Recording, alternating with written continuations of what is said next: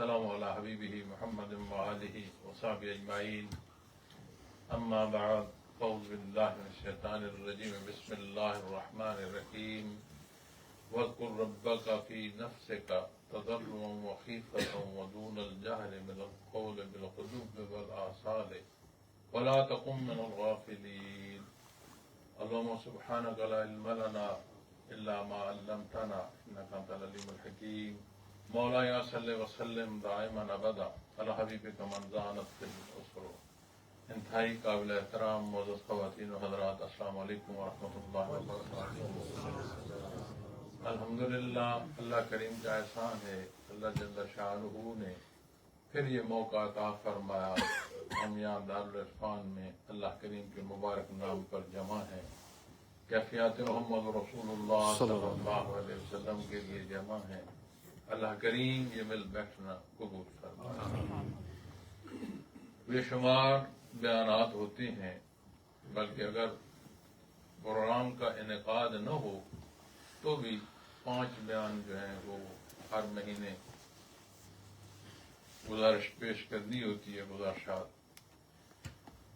اور قرآن کریم اللہ کریم کا کلام ہے، اور آیات کریمہ اتنی وسعت کی حامل ہیں کہ کسی ایک حصے کی آیا کریمہ کے کسی ایک حصے کی بات سمجھ آ جائے تو دنیا اور آخرت کی کامیابی کا سبب ہو جاتے. تو جب آپ روز کلام کر رہے ہوں، پھر روز کا کلام آپ کا آن لائن جا رہا ہو، اور پھر آن لائن جو ہے وہ نہ صرف یہ نشست کہ جہاں ہم بیٹھے ہیں، دور دراز علاقوں سے بھی لوگ، دوسرے ممالک سے بھی لوگ آپ کے ساتھ اسی محفل میں بیٹھے ہوں، سن رہے ہوں، اور پھر اپنے وقت پر انہوں نے سننا ہو تو کتنی ہی کوئی باتیں کر لے گا. آہستہ آہستہ ایسا لگے گا کہ شاید ریپیٹیشن ہو رہی، ایک ہی بات جو ہے وہ شاید دہرائی جا رہی. لیکن یہ اعجاز ہے قرآن کریم کا کہ یہ اللہ کا کلام ہے. اور حضرت جی رحمۃ اللہ تعالی علیہ کا مزاج مبارک تھا کہ آپ قرآن کریم ہی سے تلاوت فرماتے تھے. تو ہمیں بحیثیت سالک سلسلہ عالیہ کی یہ تربیت میں حصہ نصیب ہوا کہ جہاں جو گزارش پیش کرنی ہے تو قرآن کریم کھولا جاتا ہے. اللہ کا کلام ہے، اللہ کی مخلوق. کبھی محسوس نہیں ہوا کہ اب کیا کہا جائے، یا کوئی بات یہ محسوس ہو کہ کوئی موضوع جو ہے وہ ریپیٹ ہو رہا ہے. موضوع وہ ہوتا ہے، اس کا انداز ایک الگ ہوتا ہے، اس کے جو ایک پہلو ہیں وہ الگ ہوتے ہیں. تو میں یہ چاہ رہا تھا کہ یہاں دارالعرفان میں بالخصوص جو ہمارا یہاں مرکز ہے، اس میں ذکر پر جو آیا کریم ہے اس پر میں گزارشات پیش کروں. تو آتے ہوئے میں نے ان ساتھیوں سے کہا بھی کہ مجھے کو آیا کریمہ کھول دیجیے گا. قرآن کریم انہوں نے رکھ دیا. اللہ کی شان. تو میں نے جو اوراق الٹے تو یہی آیا کریمہ میں چاہ رہا تھا کہ میں آپ کے سامنے گزارشات پیش کروں. اللہ قادر ہے، اس نے وہی آیا کریمہ عطا فرما دی. دعا یہ ہے کہ رب کائنات مجھے اور آپ کو جو اس نے حق عطا فرمایا دین اسلام کا، اس پر قائم رہنے کی بھی سعادت نصیب فرمائے، اور ایمان کے ساتھ جو ہے دار دنیا سے جانا وہ بھی نصیب ہو. ہماری مختلف زبانیں، مختلف انداز، اور ان میں محاورے یا فکرے، وہ لفظ 2 یا 4 ہوں لیکن ترجمانی بڑی کرتے ہیں.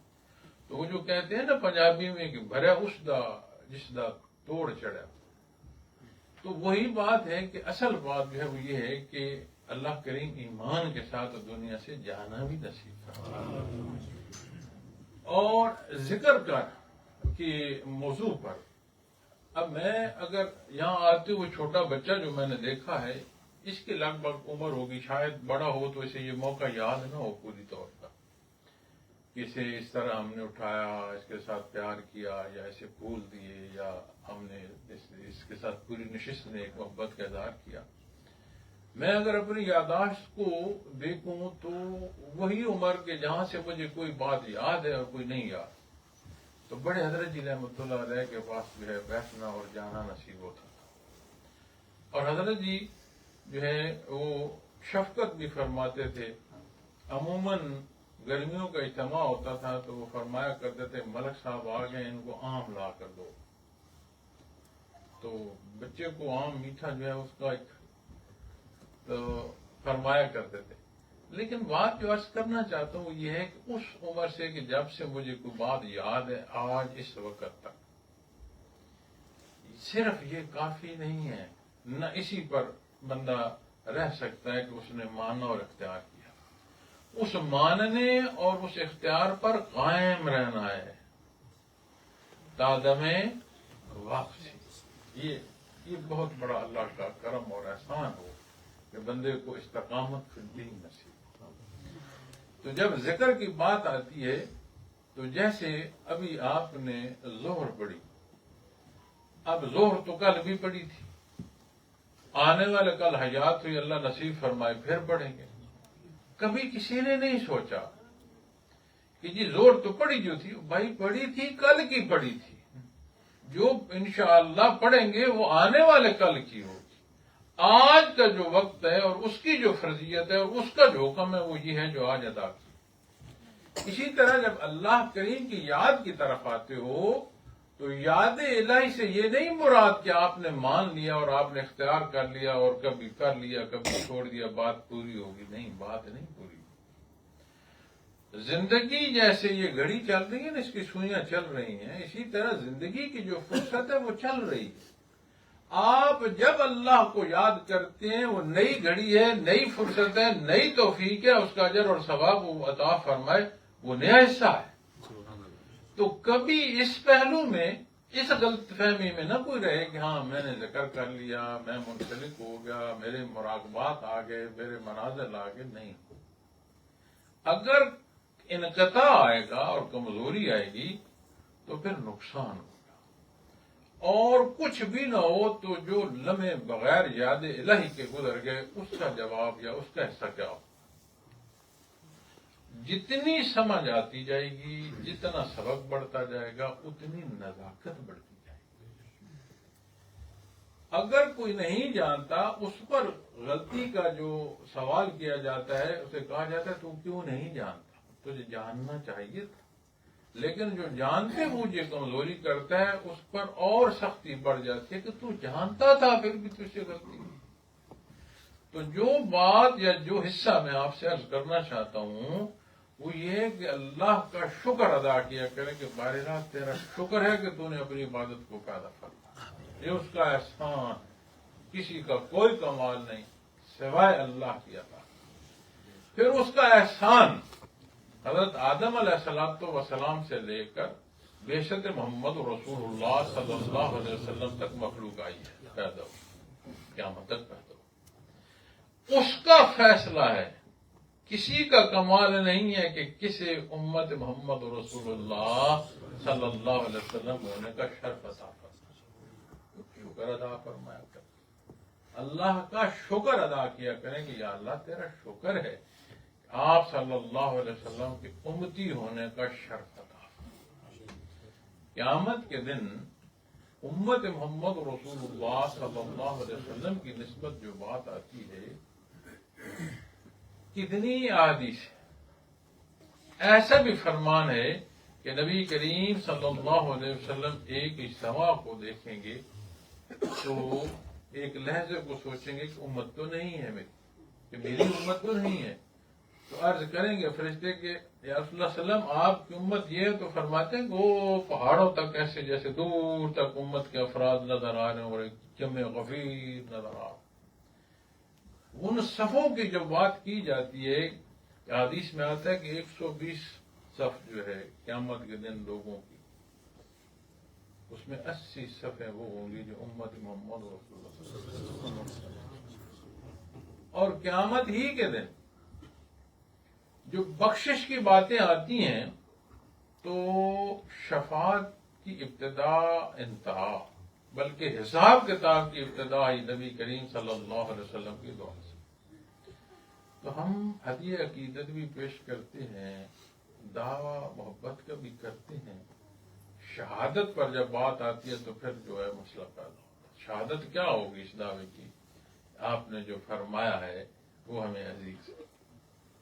خواہشات، نفس، لذات، گرد و پیش کے حالات، اگر یہ ہم پر زور آور ہو گئے ہیں، ہمارا وہ جو دعویٰ ہے محبت کا، وہ جو عقیدت کا اظہار ہم کرتے ہیں، پھر وہ کہاں ہے؟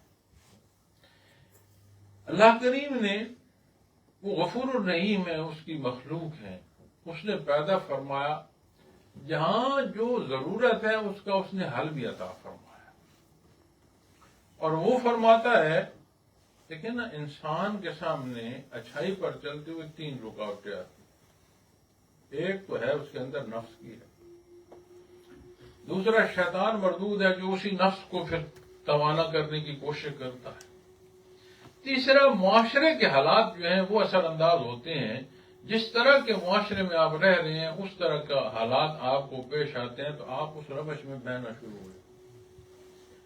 اللہ کریم ہے، اس کی مخلوق ہے، وہ جانتا ہے، وہ فرماتا ہے ان الذین اتقوا اذا مسهم طائفة من الشیطان تذکروا فاذا هم مبصرون، یقیناً جو لوگ پرہیزگار ہیں، اب صاحب ایمان کی بات ہو رہی، صرف صاحب ایمان کی بات نہیں ہو رہی کہ دعوی ایمانی کے ساتھ ہے، اس پر عمل کرنے والوں کے ساتھ، آمنو کے ساتھ عمل الصالحات نصیب ہے۔ ان لوگوں کا کیا معاملہ ہوگا جب ان کو شیطان کی طرف سے کوئی وسوسہ پیدا ہوتا ہے؟ ہم کہتے ہیں نا، تو میں تو نہیں چاہتا تھا، بس شیطان مردود نے مجھ سے غلطی کرا دی، ہم عموماً باتیں کرتے ہیں نا جی، تو رمضان میں تو شیاطین کہتے ہیں، پھر کیا کرتے ہو؟ اس کا مطلب ہے کہ نفس پر اس حد تک اثرات پیدا ہو جاتے ہیں کہ وہاں شیطنت آ جاتی۔ تو فرمایا جب شیطان کی طرف سے کوئی وسوسہ پیدا ہوتا ہے تو اللہ کی یاد میں لگ جاتے ہیں، بس یکا یک وہ دیکھنے لگتے ہیں، یعنی وہ حقیقت جان لیتے ہیں اور اس غلطی پر نہیں رہتے، تائب ہو جاتے ہیں، توبہ کر لیتے ہیں۔ اب اللہ کا کلام ہے، اس کا فرمان ہے، ہدایت بھی قرآن کو فرمایا گیا ہے، رحمت بھی بیان کرتا ہے۔ اب جو آیا کریمہ میرے بیان کی ہے اور جو تصوف سے متعلق یا ذکر کی اہمیت کے متعلق میں آپ سے عرض کرنا چاہتا ہوں، تو فرمایا اور اپنے پروردگار کو دل میں یاد کرے، وَاذْكُرْ رَبَّكَ فِي نَفْسِكَ، کیسے یاد کرو؟ تضرعا وخیفۃ، عاجزی اور خوف سے، عجز ہو، مشروط نہ ہو میں نے اتنی تسبیحاں پڑھی ہیں، میں تو اتنے نفل پڑھتا ہوں، میں تو جماعت کے ساتھ نماز پڑھتا ہوں، اہتمام کرتا ہوں، پھر جانے میرے گھر بیماریاں کیوں ہیں، مجھے مسائل کیوں پیش آ رہے ہیں، میری طبیعت ناساز کیوں ہے؟ تو کیا وہ جو نمازیں، رکوع اور سجدے تھے اللہ کی عبادت کو تھے یا صحت کے افزانے کے لیے؟ ہے نا، یہ وہ باتیں جو ہم اپنے معاشرے میں سنتے ہیں۔ تو اس عبادت کا کیا مقام ہوگا کہ جس کی ادائیگی کے بعد پھر ساتھ گلہ کیا جائے؟ اور اللہ جل شانہ کے ساتھ ایمان بندگی کا وہ رشتہ عطا فرماتا ہے کہ جو کچھ ہے اس کی طرف سے ہے، کوئی پتا خشک ہو کر فضا کے دوش پر نہیں تیرتا، یعنی ٹہنی سے نہیں ٹوٹتا تاکہ حکم الہی نہ ہو۔ تو مجھے جسے اس نے اشرف المخلوق پیدا فرمایا، جو کچھ میرے ساتھ ہو رہا ہے وہ نہیں جانتا۔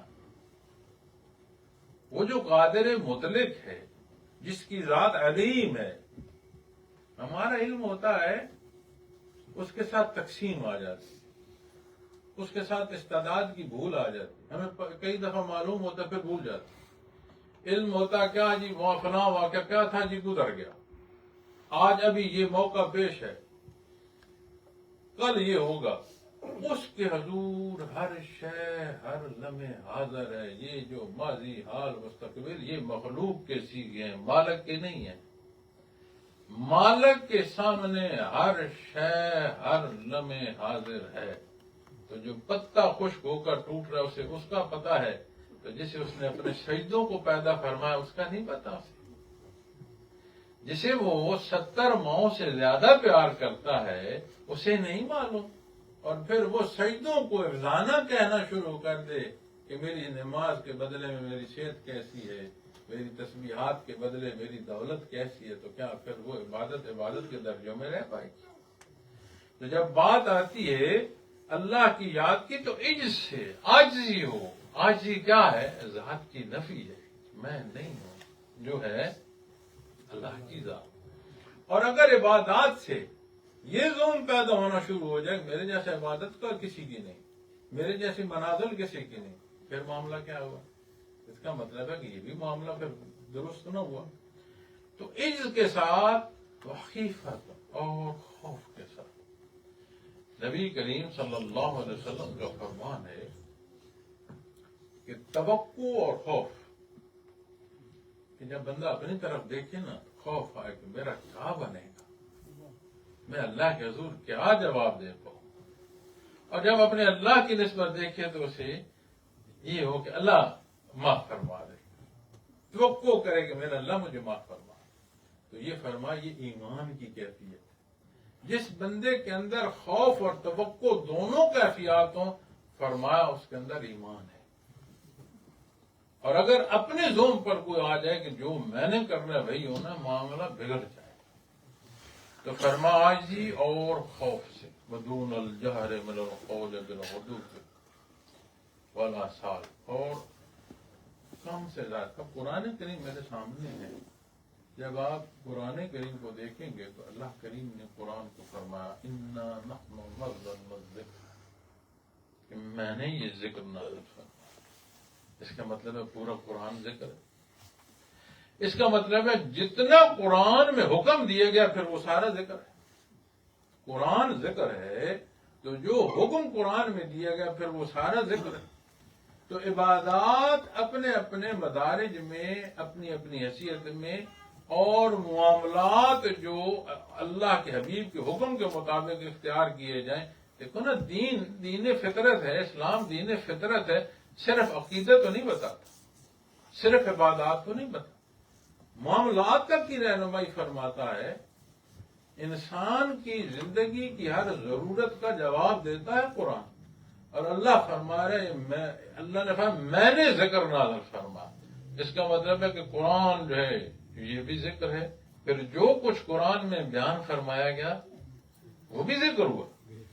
تو پھر جو قرآن کے مطابق عمل کرو گے وہ ذکر میں داخل ہو.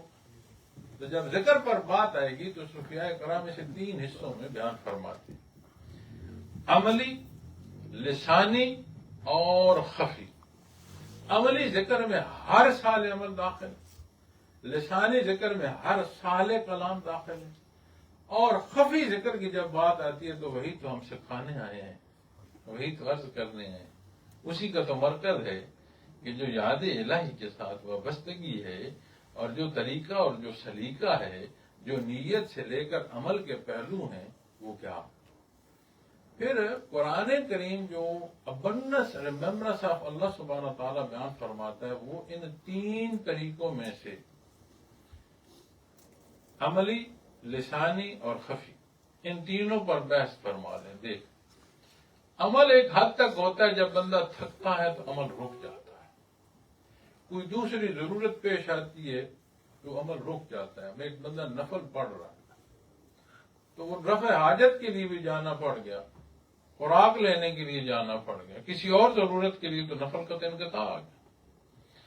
اسی طرح نماز پڑھ رہا ہے، نماز کی ادائیگی ہے، اور نماز کی ادائیگی جو ہے اسے اللہ شرف قبولیت عطا فرمائے. احسن اور اعلیٰ نماز کی جو ادائیگی ہے وہ صرف وہ ادائیگی نہیں ہوتی، آنے والی نماز تک حفاظت کرتی ہے، اور اسے حفاظت نصیب ہوتی ہے جو اگلی نماز کا منتظر ہوتا ہے. اس کیفیت سے نماز پڑھتا ہے کہ اگلا کب سجدہ دینا ہے اپنے اللہ کے حضور. تو وہ جو نماز تک پہنچاتی ہے تو کیفیت کے ساتھ اگلی نماز تک جوڑ رہی ہے. لیکن معاملات زندگی جو ہے اس عمل جو وجودی عمل ہے اس کا انقطاع کر دیتے ہیں. لسانی ذکر پر آ جائیں. اب نماز عملی ذکر میں فرائض، سب سے بڑے فرائض، اور فرائض میں سب سے پہلے حکم کس کا ہے؟ تو میں نے اس کی بات کی. دوسرے حصوں میں آپ آ جائیں تسبیحات میں. سب سے افضل جو بات کلام بندہ پڑھ رہا ہے، حضرت سلمان فارسی رضی اللہ تعالیٰ عنہ نبی کریم صلی اللہ علیہ وسلم کے وصال کے بعد آپ دنیا سے پردہ فرما گئے. آپ کے وصال کے بعد آپ سفر پر گئے، غالباً شام تشریف لے گئے. وہاں اطلاع ہوگی لوگوں کو کہ حضرت سلمان فارسی رضی اللہ تعالیٰ عنہ. آپ کو میں عرض کروں گا کبھی حضرت سلمان فارسی رضی اللہ تعالیٰ عنہ کی سوانح عمری پڑی ہے، کس درد سے اور کتنی تکالیف سے وہ اللہ کے حبیب تک پہنچے، کبھی وہ پڑھیے گا. ہم تو پیدا ہوئے تو ہماری کانوں میں اذان دی گئی. ہم تو کھیلنے کودنے کو، دوستوں کو، اپنی پسندوں کو جاتے ہیں، ماں باپ کہتے ہیں نہیں میرا بیٹا نماز پڑھ.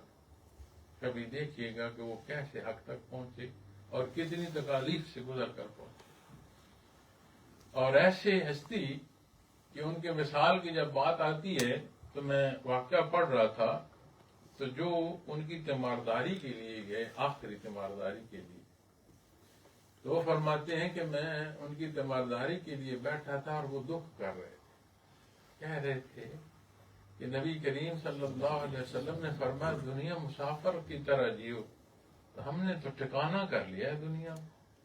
تو وہ فرماتے ہیں جب فوت ہوئے 10 سے 14 جو روپے اس وقت راج الوقت تھے، کل اثاثہ کیا تھا؟ 10 سے 14 روپے. 10 سے 14 ریال جو ہے، یا جو بھی اس وقت کی مالیت تھی، 10 سے 14 روپے کل. اور وہ دکھ کیا کر رہے تھے کہ آپ نے فرمایا مسافر کی طرح رہو، ہم نے تو قیام کر لیا. وہ جب اس سفر پر تھے تو اطلاع ہوگی، مسجد میں آپ تشریف فرمائیں، لوگ آ گئے، جمع غفیر جمع.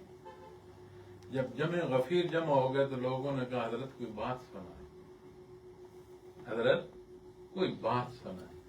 انہوں نے تلاوت قرآن شروع کرتے گئے یوں یوں طویل بات ہوتی کہ کلام چلتا گیا، مجمع گھٹنا شروع ہو گیا کہ حضرت تو ختم قرآن پر آ گئے. تو وہ اپنی محبت میں پڑھ رہے تھے. جب مجمع تھوڑا سا نا متذبذب ہوا تو پھر انہوں نے فرمایا تم لوگوں نے مجھے کہا کہ کوئی بات سناؤ، اللہ کی بات سے بڑھ کر کوئی بات ہے؟ جب لسانی اذکار پر آؤ گے تو پھر تلاوت قرآن سے بڑھ کر کیا بات آئے گی؟ پھر جب آپ تسبیح پڑھتے ہو، نبی کریم نے فرمایا صلی اللہ علیہ وسلم کہ اگر تسبیح 3 حصے دوسری ہے، 1 حصہ درود شریف ہے، فرمایا بڑھا لیا جائے بہتر. آدھے سے پھر فرمایا بڑھا لیں تو بہتر. 3 حصے سے فرمایا بڑھا لیں بہتر. 4 حصوں کی تسبیح پر فرمایا جسے اتنا درود شریف نصیب ہو جائے اسے دنیا اور آخرت کی آسانی. بہت احسن فرمایا اس کو. سمجھ آئی تسبیحوں کی سردار تسبیح تو پھر درود شریف. تو مجھے بتائیں کہ کیا ہم وقت درود پڑھ سکتے ہو؟ لفظ درود ہی درا یا درو سے وہ عمل جو بار بار اور لگاتار ہو رہا ہو، درود اسے کہتے. اور وہ تسبیح ہے جسے قرآن فرما رہا ہے ان اللہ و ملائکتہ یصلون علی النبی، وہ تسبیح ہے. اور ایسی تسبیح درود شریف کہ اس میں علماء فرماتے ہیں کوئی دعا مانگنی ہو اول آخر درود شریف پڑھ لو، وہ دعا قبول ہوگی. اللہ کریم ایسے نہیں ہے کہ پہلا حصہ بھی قبول فرما لیں، دوسرا حصہ بھی قبول فرما لیں تو درمیان سے تمہاری التجا رہ جائے. اسے تو عطا فرمانا محبوب ہے، رب العالمین ہے. لیکن درود شریف پڑھتے بھی انقطاع آتا ہے، نیند آ گئی، بیماری لاحق ہو گئی، بولنے کا کوئی مسئلہ آ گیا، کھانا کھانا. تو پھر جب صرف ایک نگاہ کو دیکھو تو یہ تو جب بندہ ہو جاگتا ہے تو نگاہ جو شروع ہوتی ہے سوتے تک یا جیسی روشنی اس کی نگاہ بھی دیکھے. اچھا چلو جی وہ سو گیا، ٹھیک ہے، اور وجود کو ڈھونڈو. تو وجود کے اندر جو گردش ہو رہی ہے ایک اندر حیات ہے. یہ دنیا نا، یہ چوک چوراہے جن میں سے ہم گزر کر آئے، شور شرابے، گاڑیاں، یہاں روک دو، یہاں سے چلے جاؤ، یہ ہو سکتا ہے، یہ نہیں ہو سکتا. یہ ایک جان وجود انسانی کے اندر بھی ہے. اور اس کا جو مرکزی چوک ہے نا وہ یہ قلب ہے. حضرت فرمایا کرتے تھے ہر طرح کا شور پال رکھا ہے، ایک قلب میں مسجد بھی بناؤ تاکہ اس شور کو دھیما کر دے. جب آواز گونجے نا اذان کی اللہ اکبر اللہ اکبر، تمہارے قلوب میں اللہ اکبر کی صدا آئے تو باقی شور و غوغا کم ہو جائے. وہ فرمایا کرتے. تو جب آپ وجود انسانی کا جائزہ لیں تو جو پیدا ہوتا ہے بچہ، اس کی سانس اور اس سانس سے بھی جو ابتدا سانس کو بھی ملتی ہے نا، وہ اس کے قلب کی حرکت سے ملتی ہے. ڈاکٹر جب اعلان کرتے ہیں نا کہ بندہ فوت ہو گیا ہے تو پہلے سانس دیکھتے ہیں، نہ سمجھ آئے تو پھر ہارٹ بیٹ دیکھتے ہیں. اس کا مطلب ہے کہ سانس بھی پھر بڑی چلی اور دل کی دھڑک اس سے بھی زیادہ ہوئی، تو پھر ساری پیدائش سے موت تک سب سے بڑھ کر حرکت تو دل کی آ گئی جو وہ دھڑک رہا. تو پھر عمل کثیر تو دل کی دھڑکن ہوگی. کیسے ممکن ہو کہ میں عمل کثیر حاصل کروں؟ یہاں پھر جب بندہ اپنے استاد سے سیکھتا ہے اور اس ربط سے جڑتا ہے جو قلب اثر محمد رسول اللہ صلی اللہ علیہ وسلم سے آتا ہے، تو پھر سمجھ آتی ہے کہ وجود کا ایک ایک ذرہ ثم قلیل جلودہم وقلوبہم علی ذکر اللہ جب اس سے مستفید ہوتا ہے، سانس ایک ہو، دھڑک ایک ہو، ارب ہاتھ سیل ہیں باڈی کے، ایک ایک سیل کیا اٹھتا ہے اللہ اللہ اللہ. پھر سمجھ آتی ہے عمل کثیر. جب قلب ذاکر ہو جائے، ایک میں واقعہ عرض کر دیتا ہوں. اللہ پاک درجات بلند فرمائے. صبح کا وقت تھا تہجد کا، تو میرے جو دادا ابو ہیں ان کے وصال کی اطلاع دی گئی. شام میں ہم بیٹھے رہے ان کے پاس بیٹھے رہے تو ٹھیک تھے، بات بھی کہی، بیمار تھے. تو صبح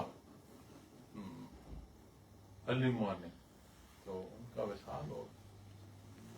انہوں نے جو پاس بیٹھے تھے ڈاکٹر بھی تھے سارے، چیک کرے اور اطلاع دیں حضرت جی کو کہ اچانک جو ہے وہ وصال ہو.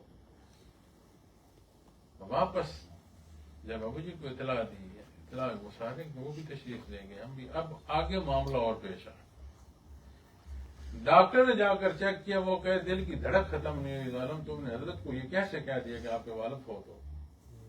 وہ کہ دل کی دھڑک نہیں ختم ہو رہی.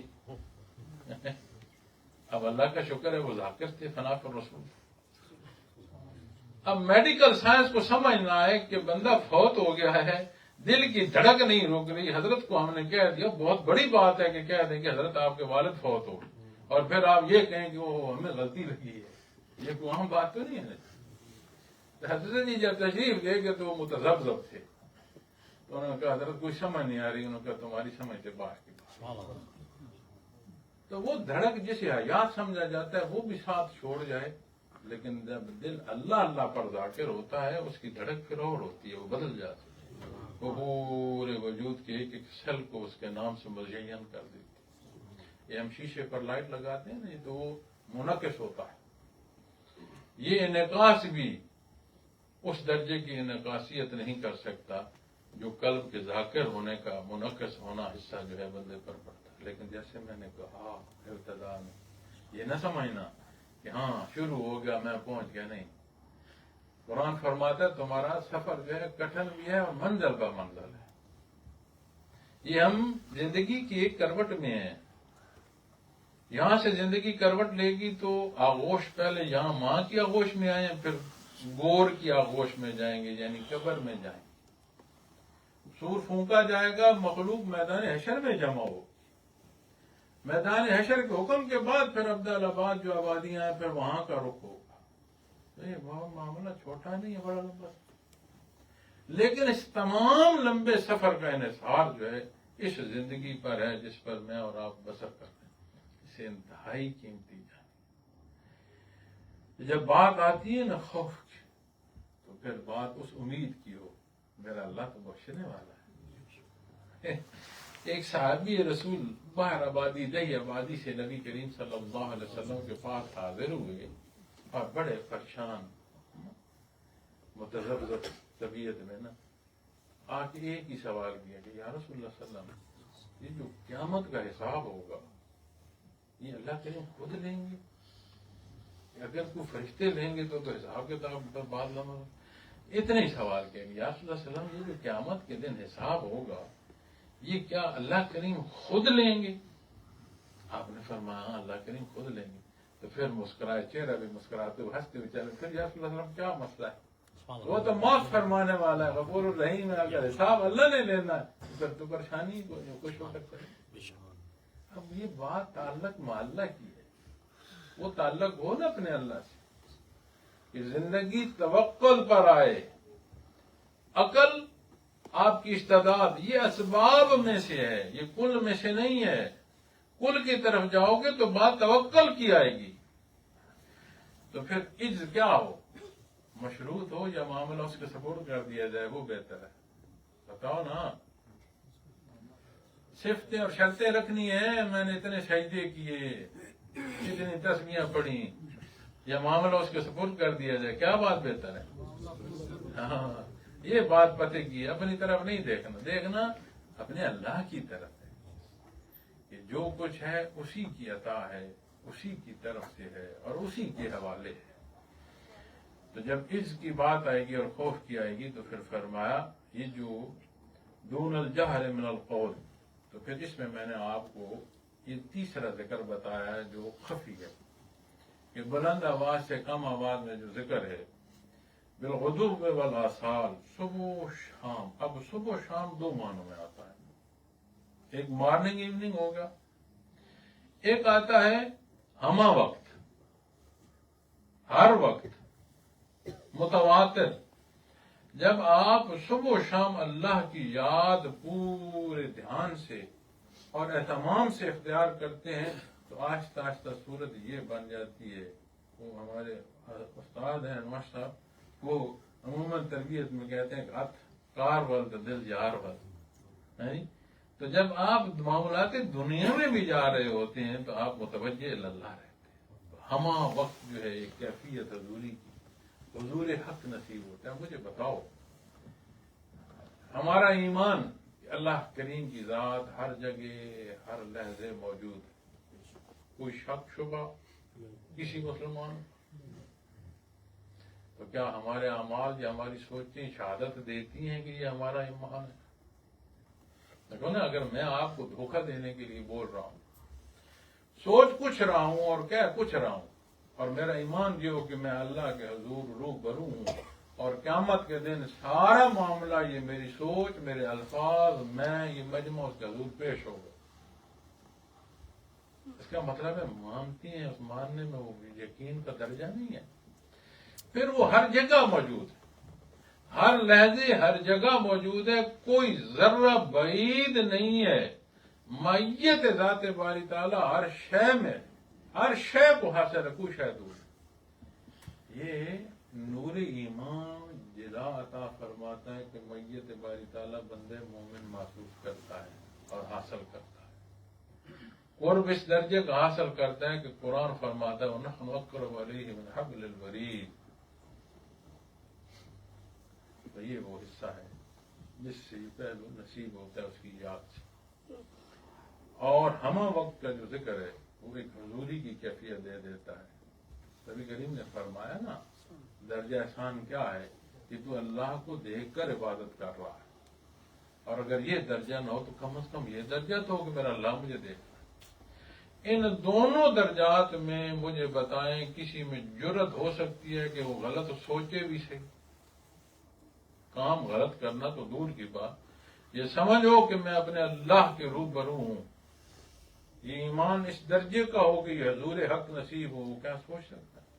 میں کل ساتھی سے بات کر رہا تھا پرسوں، ایسی کسی انتظامی موضوع پر بات کر رہا تھا تو میں اسے ایک بات کہی، میں نے کہا لوگوں کے لیے اعمال کرو گے نا تو پھر ترازو میں تولتے پھرو گے، اس نے میرے ساتھ کیا کیا، میں نے اس کے ساتھ کیا کیا، کیا ضرورت ہے بھائی؟ جو کام کرو اللہ کے لیے کرو، کسی سے توقع ہی نہ رکھو. اچھا پیش آؤ، اچھا کرو، لیکن وہ کرو جو اللہ کا حکم ہے، اس کی پسند کے مطابق کرو، کام کرو اللہ کے حوالے کر دو تمہارا اجر نہیں جاتا. قرآن فرماتا ہے 10 گنا. قرآن کریم کی تفسیر میں حدیث شریف میں 700 اور 700 سے زائد کا بھی لفظ آتا ہے. عمل ایک. اچھا عجیب بات ہے. ایک دفعہ میں اسی طرح اجر اور اس حوالے سے تحقیق دیکھ رہا تھا تو بڑی خوبصورت بات تفسیر میں بیان فرمائی گئی. وہ ایسا غفور رحیم کہتے ہیں گناہ کا سوچا. اچھا گناہ کی سوچ پر گناہ نہیں ہے. سوچ آ گئی گناہ کی تو آپ رد کر دیں تو اس پر گرفت نہیں ہے. اور اگر نیکی کی سوچ آ گئی لیکن آپ کر نہیں سکے تو اس نیکی کی سوچ پر اجر ہے. گناہ پر سوچ آئی آپ چھوڑ دیں اس دھیان نہ لگیں کوئی گرفت نہیں. اچھا اس کی تحقیق میں علماء فرماتے ہیں کہ وہ جو آپ کو گناہ کا خیال آیا آپ نے چھوڑ دیا اس پر بھی اجر, اس پر بھی اللہ ثواب عطا فرما. تو اس کا مطلب ہے وہ تو بہانوں سے معاف فرماتا ہے. دیکھو نا ماں باپ بچوں کے ساتھ کتنی محبت کرتے ہیں اور جتنی بچے غلطیاں کرتے ہیں اگر انہیں انصاف کے ساتھ کرتے رہو تو کیا گزارا ہو سکے گا. خیر ہے بچہ چھوڑ دو کوئی سمجھ جائے گا. تو وہ جو 70 ماؤں سے زیادہ پیار کرتا ہے وہ تو بہانوں سے معاف فرماتا ہے. کوئی وہ بندگی کے رشتے میں تو آئے. ہاں فرونیت میں آ کر کھڑا ہو مقابل کھڑو کرے پھر مقابلہ پھر اپنی حیثیت دیکھ کر بات کرے مقابلہ پھر بھگت بھی لے گا. تو جب بات آئے گی صبح شام کے ذکر کی تو یہ آپ کو حضور حق عطا فرمائے. اور میری دعا ہے کہ ہم اس خانہ خدا میں اللہ کے نام پر جمع ہے. نہ میں آپ سے کوئی ذاتی کسی انعام عرض کر رہا ہوں اور نہ آپ کی یہاں تشریف آوری جو ہے کوئی کسی طرح کے لالچ میں ہے کہ کسی نے آپ کو لالچ دیا ہو.